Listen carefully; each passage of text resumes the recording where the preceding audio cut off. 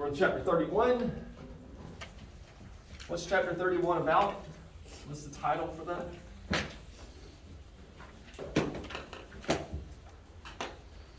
Right there. Equations with parentheses. You guys just don't even respond to me. Come on, what's the title for that? Look at it, you still won't do it. What's the title of the chapter? Equation for parentheses. One person. Thank you. Who said that? Was that Cohen? Thank you, Cohen. All right. I'm going to try this one more time. All right, class. Your teacher is asking you a question. What is the title of this chapter? That was a little bit better. Just a tiny, tiny bit. Thank you. All right, so equations with parentheses. So let's make sure we can solve these. So it's only the first step here that's a little different than what we've done so far. Everything else is just going to be similar to what we've already done. In fact, it goes along with, might have been the first question that, I think it was the first problem that Will asked me to do today. So similar to that after we take care of our first step. So let me just write down the steps they have in the book. Whenever we see a parentheses, our first step is going to be to try and eliminate the parentheses.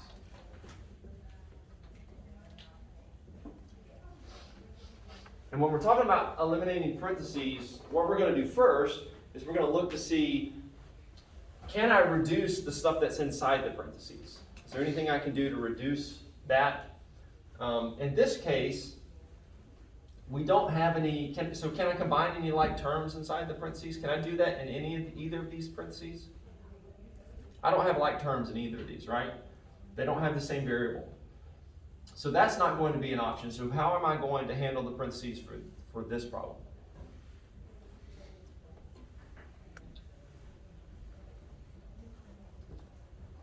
Get rid of the x. She said get rid of the x. What do parentheses mean do in this case? Do those first. Huh? Do those first. Whatever's inside of it.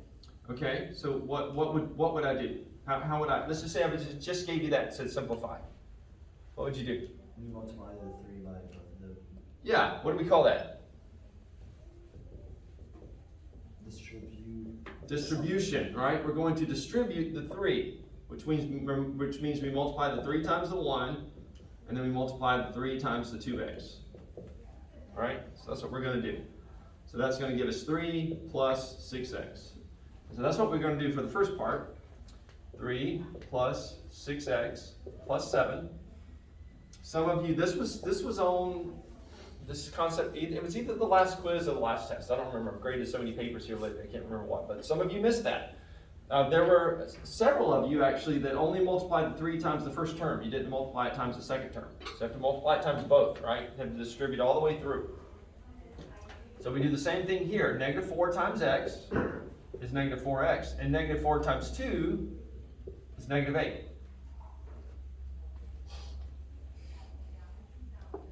So that's our first step, is to eliminate the parentheses by either combining what's inside the parentheses or using distribution, like we did here.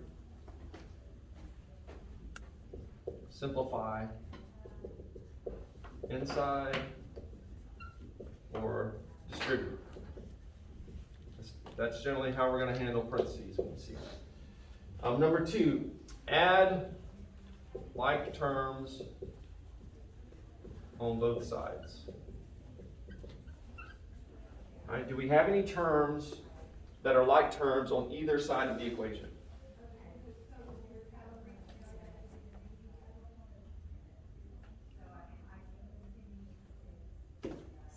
And negative 4x.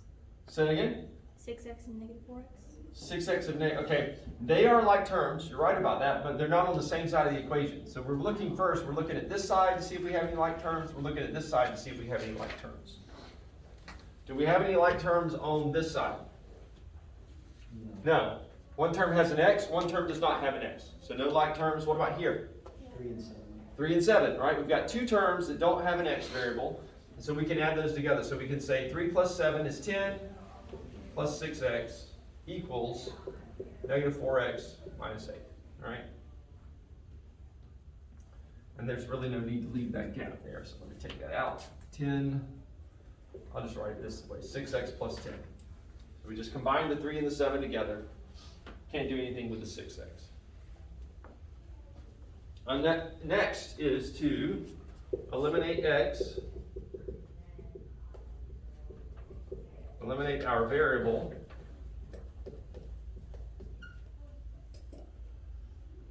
on one side or the other. Doesn't matter which side you do that on. I recommend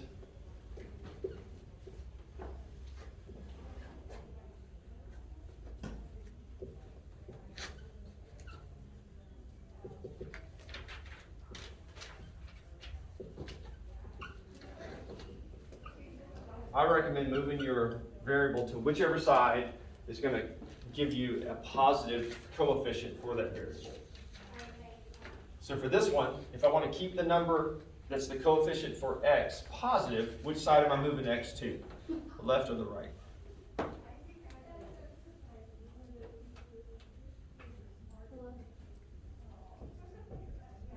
Which side? Who said that? The left. You are correct. Is it 1L or 2? 2, okay. So to the left, that'll keep it positive, so we're going to move our 4x over here. What do I need to do when I move my 4x over? My negative 4x? I need to make it a what? Positive. Positive 4x, good.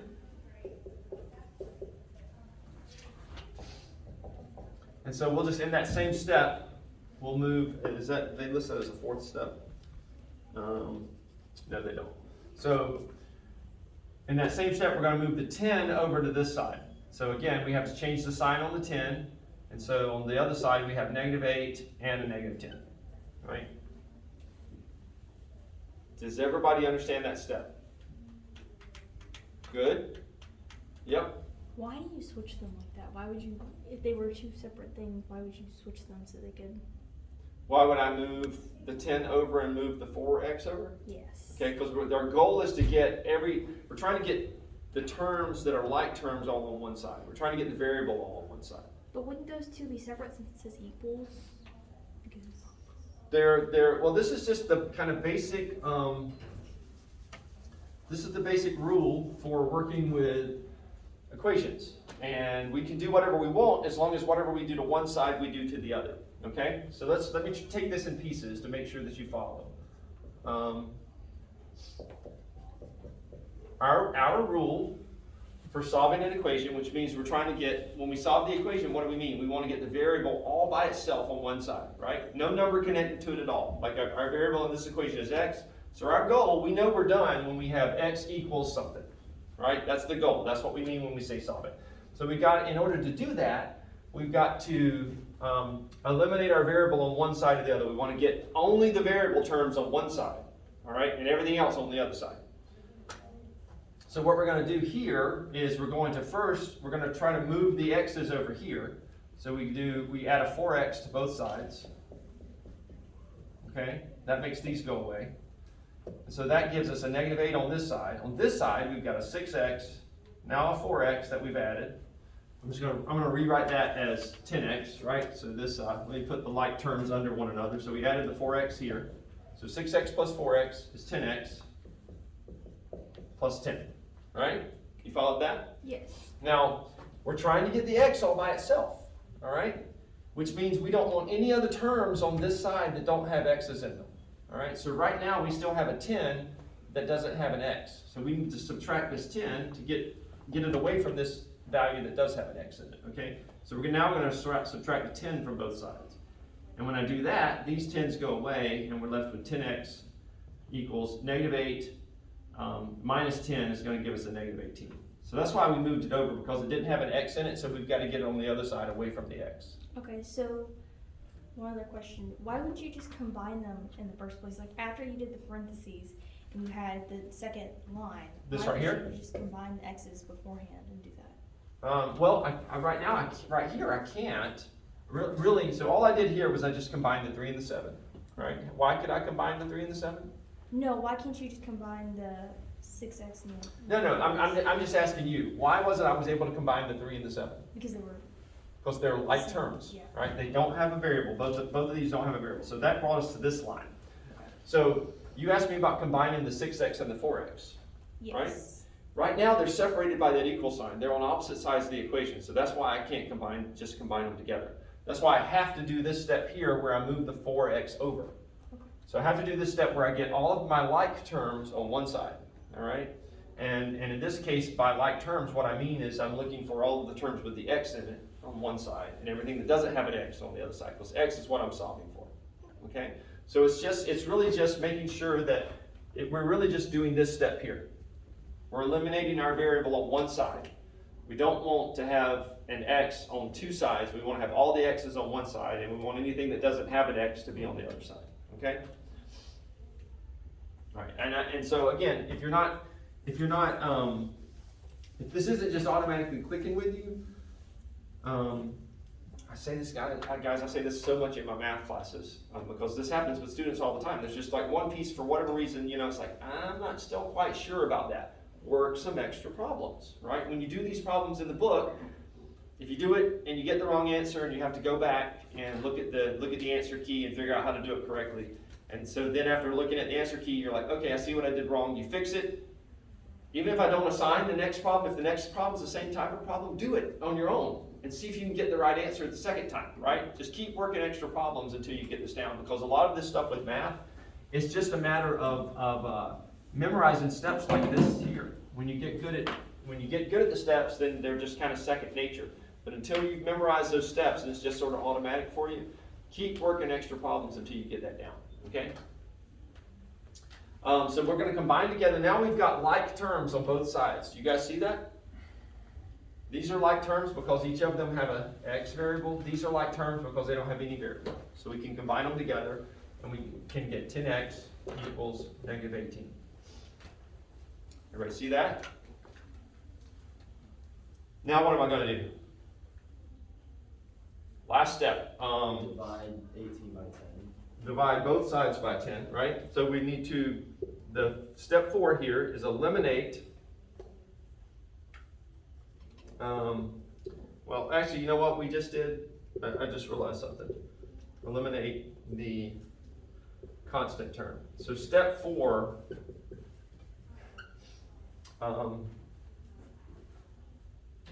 they did it in 2 steps. Step 4 is what we did when we moved the 10 over to here.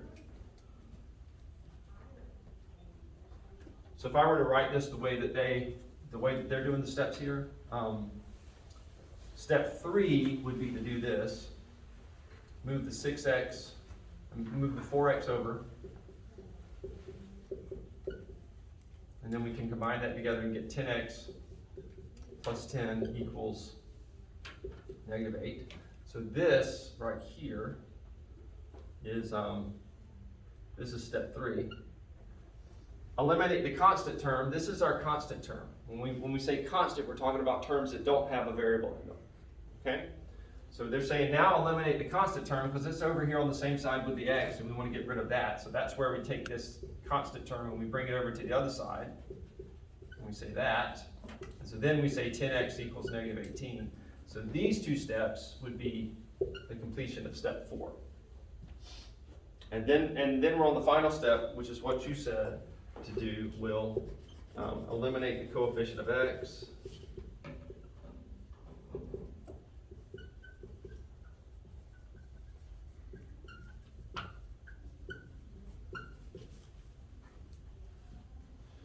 What is the coefficient of x? This is just a test on making sure you know these vocabulary terms. What's the coefficient? The number in front of x. The number in front of it, right? So it's the 10.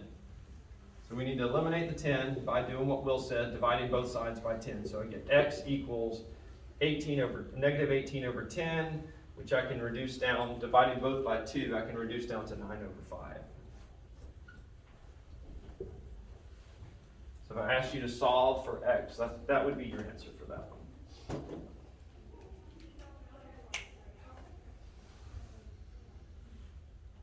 Any questions on that? Went through that one super slow. We're going to go through another one now and do it much quicker. Okay, you guys good with moving on? All right, we'll leave our steps up there. So Did you just make it into a decimal, or do you have to have it as a fraction? In that case, there's no need to change it to a decimal. I mean, if you wanted to though, would it be fine? You could change it to a decimal, yeah, I don't care. You're still gonna have to end up with that negative 18 over 10, so I wanna at least see that. And so then if you punched in 18 over 10, your calculator got a decimal for that, I'm fine with that. Okay? If you just saw negative 18 divided by 10, would that be fine? It's kind of the same thing as the fraction, that's why I'm asking.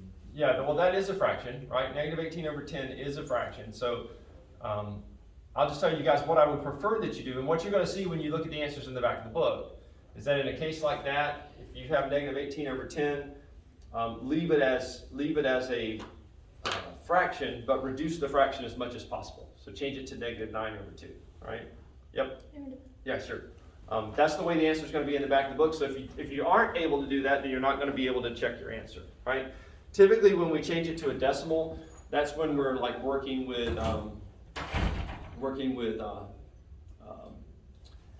like a polynomial or a three-dimensional shape or something like that. If you're working with like actual units, inches or meters or something like that, that's usually when we divide it out and get a decimal instead, right? So you'd say the length of the side was 3.3 instead of 3 1/3 or 10/3 or something like that. So unless you're dealing with physical dimensions, I would leave it as a fraction, okay?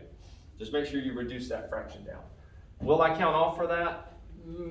At this stage of the game, probably not, but eventually, probably yes, all right? So we need to get in the habit of knowing we can reduce negative 18 over 10 down to negative 9 halves. All right, I'm gonna jump to example 5 here.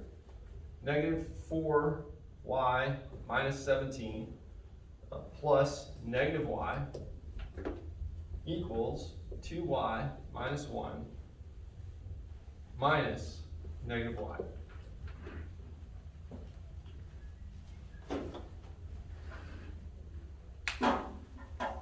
All right. First step, written on the board for us. Eliminate the parentheses, right? So if we can simplify what's inside the parentheses, simplify it. If not, distribute. Are we going to simplify inside the parentheses or distribute with these parentheses? What do you think, Cohen? Oh, lost it for a second there. Which one do you think we're doing?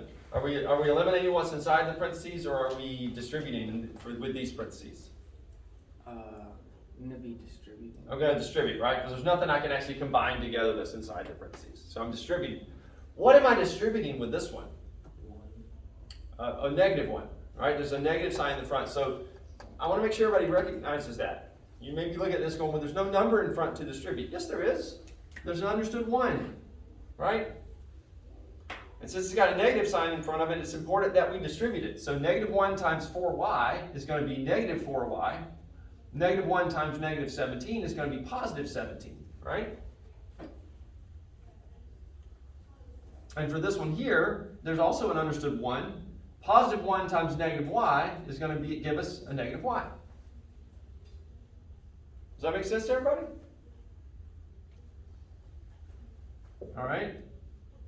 Again, there's an understood 1 here. So if I multiply through by the understood 1, I get 2y minus 1. And this is an understood negative 1 times a negative y, which is going to give me a positive y. All right, so now I've gotten rid of all my parentheses. Any questions about that step?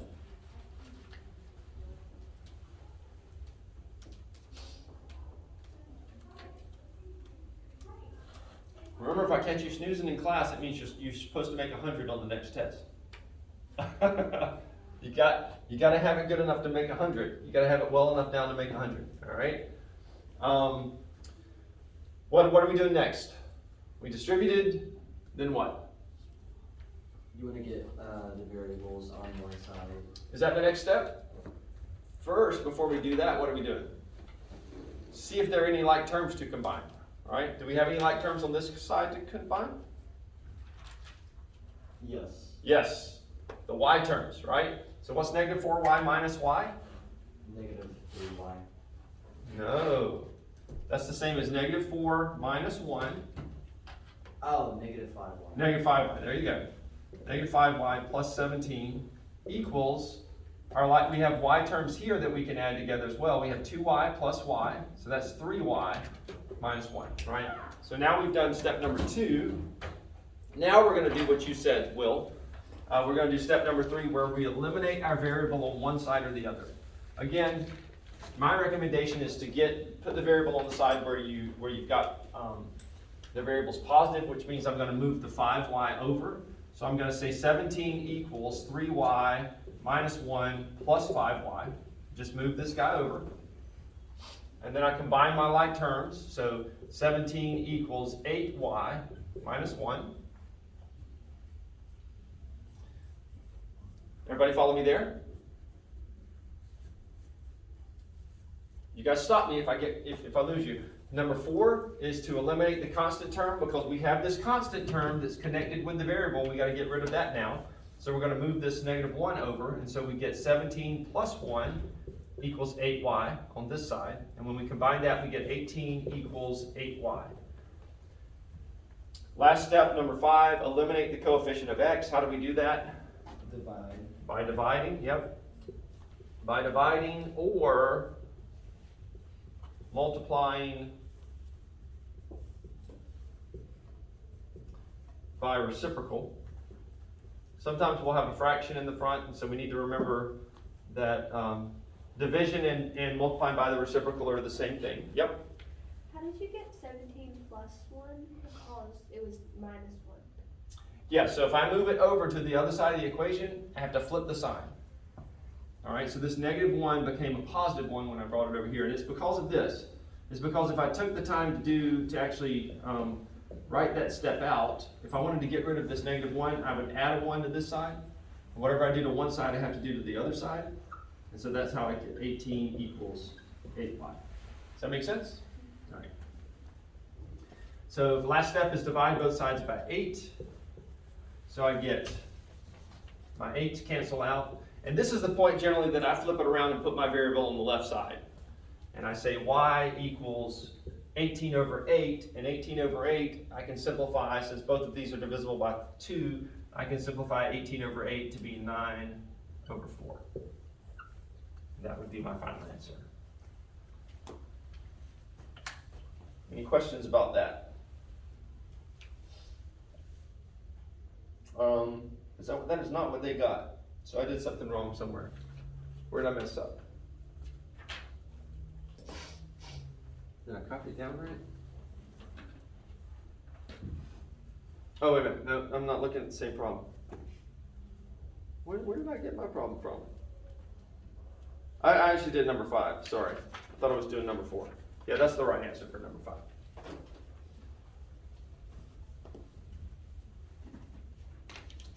All right.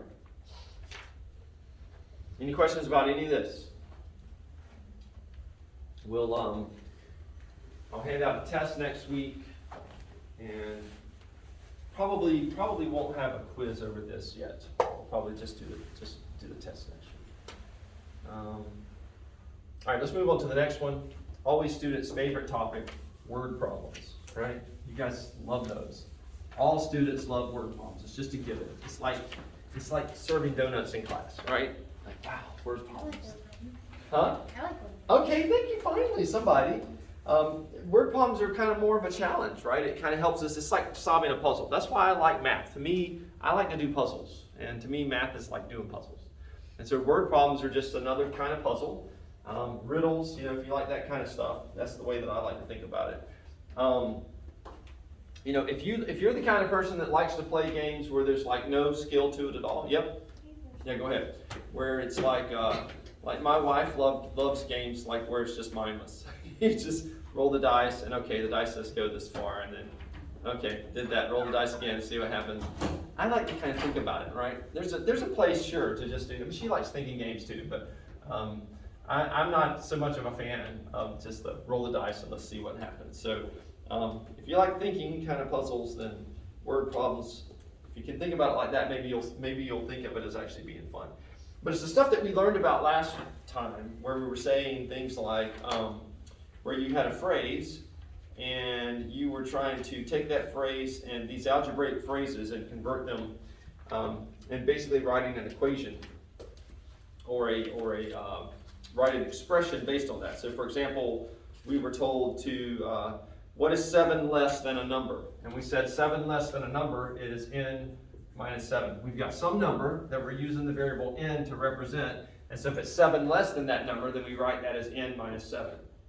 But if we said 7 less than a number, the whole thing multiplied by 2, then we would write that as n minus 7, and then we would multiply the whole thing by 2, right? So you have to get good at taking the words and turning them into expressions like this. And so for this chapter, we're told that we need to find the sum of twice a number. Now if I hear twice a number, I should immediately be thinking 2n, right? Twice a number. That's like the shortest little eraser holder ever.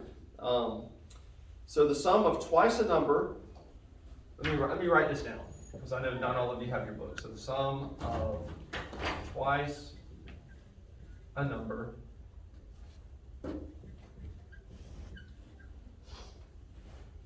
and 13 is 75. All right? So we just kind of have to break this down into pieces, and so that we can make sure we write an equation that makes sense. Now let me tell you this. This is one of the key words that you're looking for. It's just like the fractional and the decimal part problems that we had. When you see the word is, I want you to think of the symbol equals. Okay? I want you to think of an equal sign. When you see is, think, okay, I've got an equal sign in this problem. Remember our the question that was on the test that said what decimal part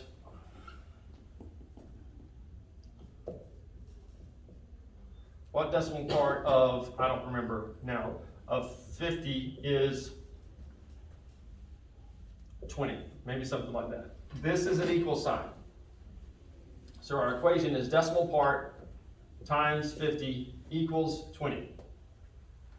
So in these word problems, the is always your equals, okay? So the sum of twice a number and 13 is 75. So we're summing twice a number. Here's our twice a number. What does it mean when we're saying we're summing that number and 13? We're just adding it together, right? So you're already on the board. 2n plus 13 is 75. Does everybody see how easy that is? Does that make sense to everybody? Yep. That's the answer? No, that's not the answer. So what it's asking us to do is find the number. So now we have to solve for n. But at this point, once we've done this, we should be getting good at solving equations, right, with a single variable in it. So now it's just a matter of doing that. Now there are no parentheses for us to worry about, so we don't have to worry about that. There are no like terms on the same side, so we don't have to worry about number 2. We don't have to eliminate our variable on one side or the other because the variable's already on one side. So we're already down to step 4. Eliminate the constant term. So we got the variable over here, but we need to get rid of this constant term. So we're going to do that how? I'll write it out like this time. Yep. Subtract it. Yep, subtract 13 from both sides. All right, I'll go back and forth between the different ways because sometimes one way clicks better with one student than the other. So I'm subtracting 13 from both sides. So I'm left with 2n over here equals 75 minus 13 is 62. And then step 5 says eliminate the coefficient of x, or in this case, I'm going to change this to eliminate the coefficient of the variable, because the variable is not always x.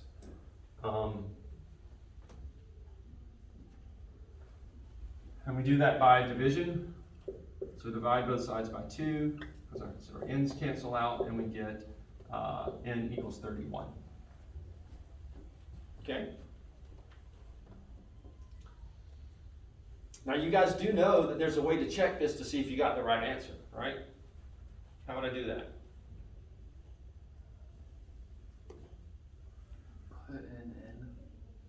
But yeah, stick n back in our original equation. Our original equation was 2n plus 13 equals 75. If we solved our equation correctly, then I should be able to plug in 31 for n, and I should get a true statement. So 2 times 31 is 62, plus 13, and then I get 75 equals 75. That's true. We got the same thing on both sides, so we've checked it and verified that n is 31, like I said. So that's something to keep in mind too. If you're ever unsure if you solved the equation correctly, you can always plug it back in and see what you get. Any questions? Nobody? All right, let's do one more in this chapter. Let's do, here's a good one. Find a number which decreased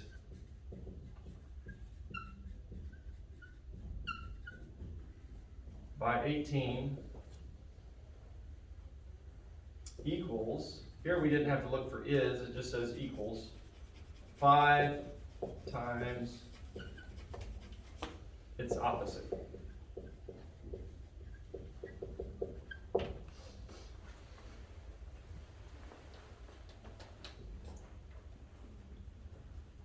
So you guys tell me, what are some mathematical operations that as you're listening to this, as you're reading this language here, Subtraction. we know subtraction is, what word made you think subtraction? Decrease. Decreases, so decreased, decreased is gonna mean subtraction. What else? We've got equals, so that's obviously our equal sign, right? So we're thinking equals when we see this, we're thinking subtraction when we see that. What else? Number, like the letter n for a variable. Okay, so we're thinking n for this. Multiplication. Multiplication for this times right here, right? So we're thinking multiplication there. And there's one more thing that I want to make sure you guys see. Opposite. Opposite. So we're doing either, we don't know, it depends on what our number turns out to be, but we're either flipping it to plus or minus when we're taking the opposite, right? That's great. So those are all things that we're looking at that'll help us build our equation. So we're finding a number which decreased by 18, so that number n minus 18, we decrease that number n by 18, is going to equal 5 times the opposite of that number. How would I write that? How would you write what side? 5 times its opposite. In other words, 5 times the opposite of our number. Wouldn't it be 5 and Then then put 5 times. put n in maybe the parentheses? variable. So 5, n in parentheses. Is there anything else? negative? We have to take, who said negative?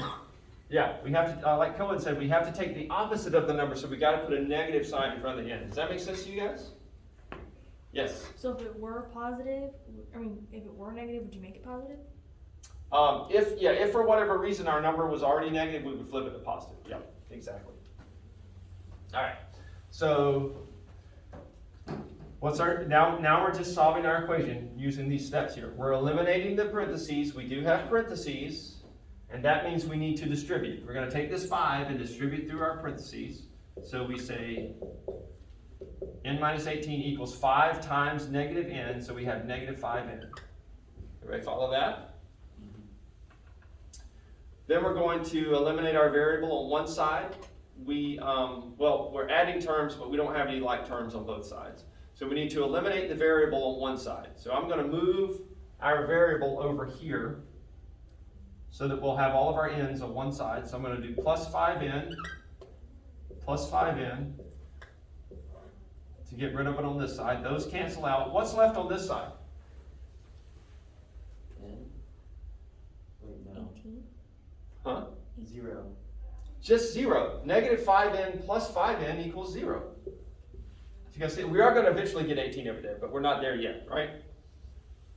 And then n plus 5n gives me 6n minus 18. All right, so that's step number 3. Now we want to eliminate the constant term, which is the 18, and we do that by adding an 18 to both sides. So we get, those cancel out, we get 6n equals 18.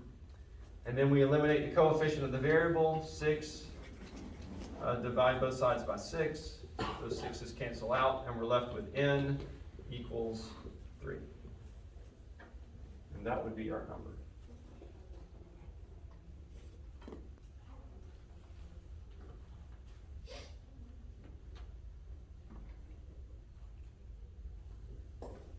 And again, we could check that. We could say, let's plug in 3 to our original equation. 3 is, if we plug in 3 for n, 3 minus 18 equals 5 times negative 3. 5 times negative 3 is negative 15. What's 3 minus 18? Negative 15. So it checks out, right? We got it right.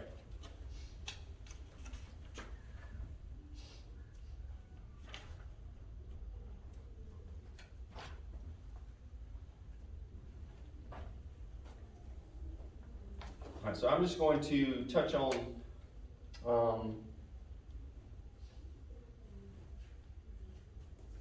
yeah, let's go ahead and start lesson 33. What's a prime number? Is that what a prime number is? Number that can't be, it's like 17, it can't have. Like 17, yeah. It's only one in the number itself. Right, so if we look at the factors of this number, 6 would not be a prime number because the factors of 6 are, you could do 1 times 6 and get 6, or you could also do 2 times 3. If it was a prime number, the only option would be this first one here, where you have 1 times that number. That's the only thing you can break it down into.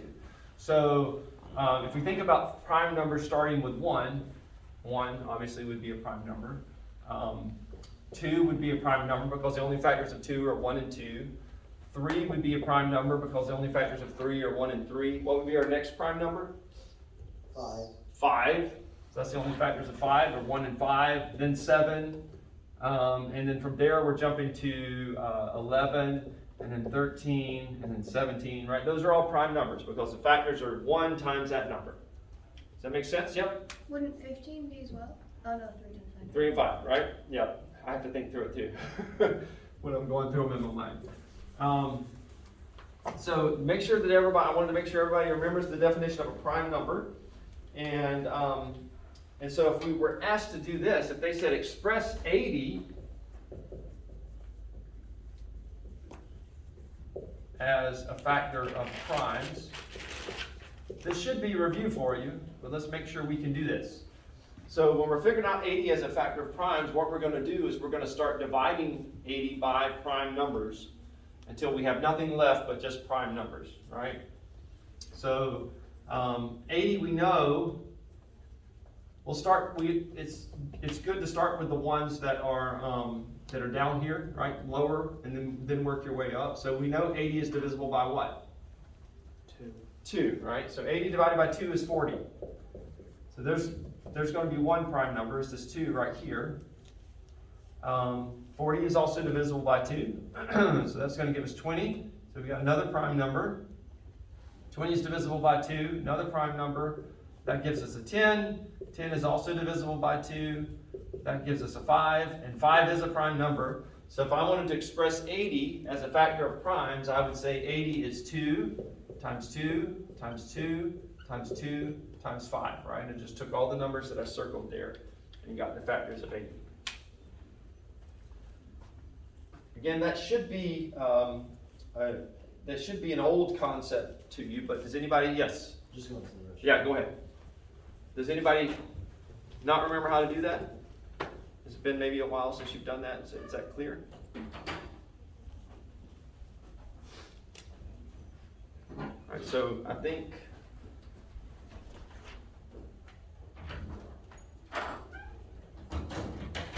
yeah, you've got a couple of examples where you can practice that in your homework. But that's it for prime numbers, and then let's talk about statements about unequal quality. Unequal quantities. So this is similar to what we just did in the last chapter, so I wanted to go ahead and go over this. We're trying to find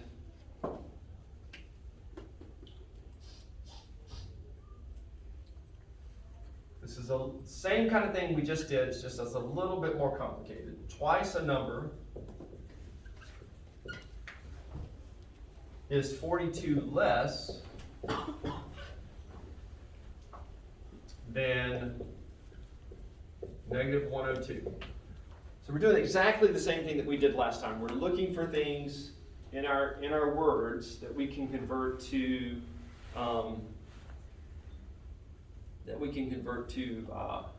numbers or variables or operations, mathematical operations. So in this case here, we have twice a number, so we know we're going to have a 2n, right? That's the simple part. 2n is twice a number. 2n is 42 less than negative 102. Now this is where people tend to mess up. They say that is where they put the 42. All right, they know that there's a 2n, they know that there's an equal sign, and they know that over here there's going to be a negative 102. 42 less makes us think of what? What mathematical operation should we think of when we say this number is this much less than the other one? Negative 42? Negative 42, so we're subtracting, right? The question is, where does the negative 42 go? Does it go on the left side or the right side? On the left. You're saying on the left. So twice the number is 42 less than 102. Would it go on the right side? It actually goes on the right side, yep. That's why I say this is, I have to stop and think about it too, because my brain does the same thing. But if we look at where the is there, that's actually going to help us out, because the is, remember we're thinking about the is as the equal sign. So that helps us see that the 42 is going to go on this side, because it's 42 less than negative 102. How do we calculate 42 less than negative 102? We subtract 42 from negative 102. Okay? So we go on the right side. And then we could simplify this, and we can combine like terms over here. Negative 102 minus 42 is going to be negative 144. And so then I divide both sides by a 2, and I get n is equal to negative 72.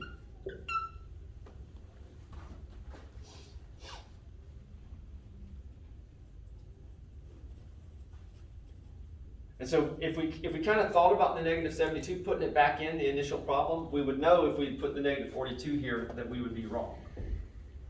Because if I said negative 72 twice a number, which is negative 72, so negative 72 times 2 is negative 144.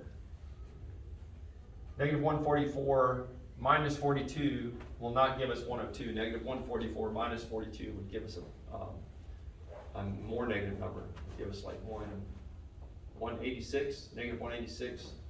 So we wouldn't get a correct statement if we plug that in and we put the negative 42 on the wrong side. All right, so let's try, these are kind of weird for that reason, so let's try another one. Okay, 5 times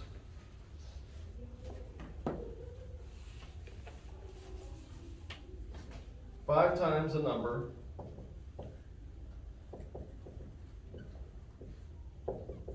is 72 greater. When we saw less than in the last one, we thought of subtraction. 72 greater, we should think of addition, right? 5 times a number is 72 greater than the opposite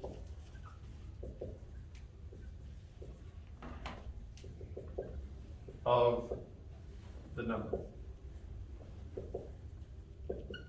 All right, so again, we're putting n in for the number. Or no, is it 52? It's 5 times. I don't know why I wrote 52. Sorry. 5 times a number is 72 greater than the opposite of that number. So 5 times a number, we've got that down at this point. We know we're going to have 5n, is 72 greater than the opposite of the number. Which side am I putting plus 72 on? The opposite of the number is negative n. So I can tell that I'm doing 72 greater, I'm doing plus 72. Which side am I putting the plus 72 on? Right or left?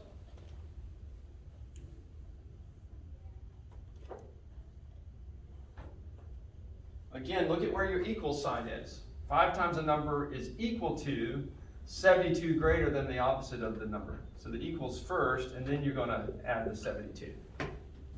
Okay, so the 72 is going to go on the right side. Does that make sense to everybody? You able to follow that?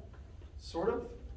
5 times a number is going to be 72 greater than this other number.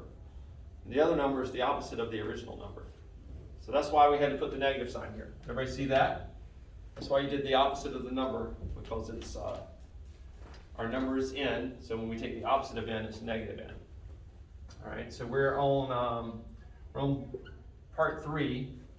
Eliminate our variable on one side. We've got variables on 2 sides, so we want to move our n over here. We're going to do that by adding an n to both sides. And that gives us 6n. This n cancels out, equals 72. There's no constant term we have to get rid of, so we're skipping step 4 and going directly to step 5. And eliminating the coefficient by dividing by 6, and so n equals, what's 72 divided by 6? 7. No, wait, geez. It's 12. 12, yes. That's a weird one. All right, most of us aren't strong, myself included, in our 12s times tables, so that's where calculators are handy, but yes, it's 12. N equals 12. All right, that's all that I have for you today. So our lesson this week is going to be 31 through 33, doing the practice set, practice set and the odd numbers on the problem sets. All right, but if you hit a problem that you're like, I'm having trouble with these problems, do an extra problem, right? That's how you're going to get better at this. It's just working extra problems. The more problems you do, the better you're going to get at. All right, you guys have a great day and a wonderful weekend. All right. See ya.